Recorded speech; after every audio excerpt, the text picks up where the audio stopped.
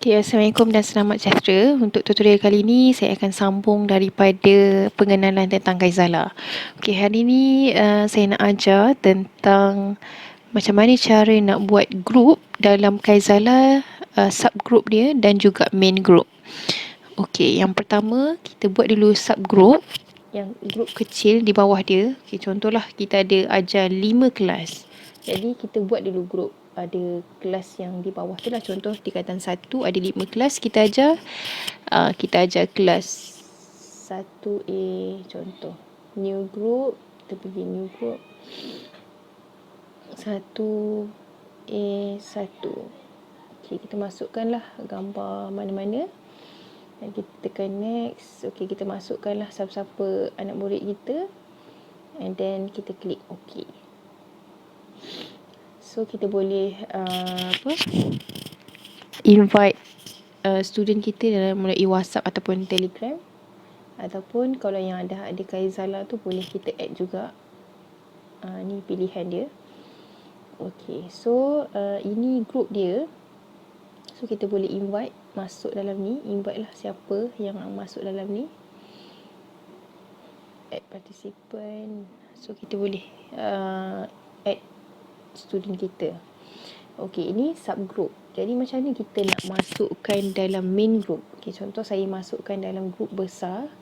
Group besar saya sains tingkatan 1 ni saya nak masukkan dalam ni. So saya add participant. Okey, saya add participant tadi 1.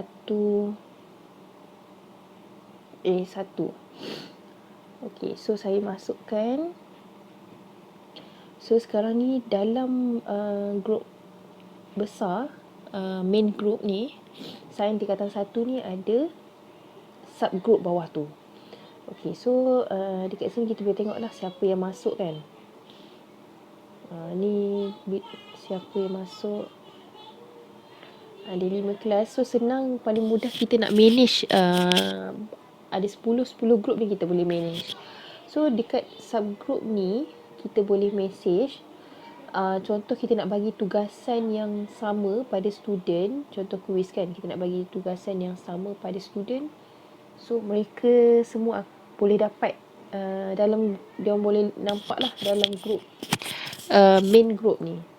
Tapi message tu tak sampai dekat subgroup. Cuma mereka boleh lihat sebab kita dah add kita dah add subgroup kelas 5 kelas tadi dekat dalam group yang besar. So diorang boleh nampak lah tanpa kita add mereka satu-satu dalam group main group ni, group yang besar ni.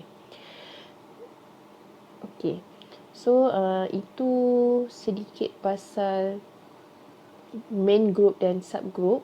So bagi saya sangat mudah. Kita boleh mute kan kalau kita tak nak hanya satu hala dekat main group ni. Kita boleh mute kan message, off kan only admin can message. So kita boleh control main group ni, dan diorang hanya boleh respon dalam group kelas masing-masing.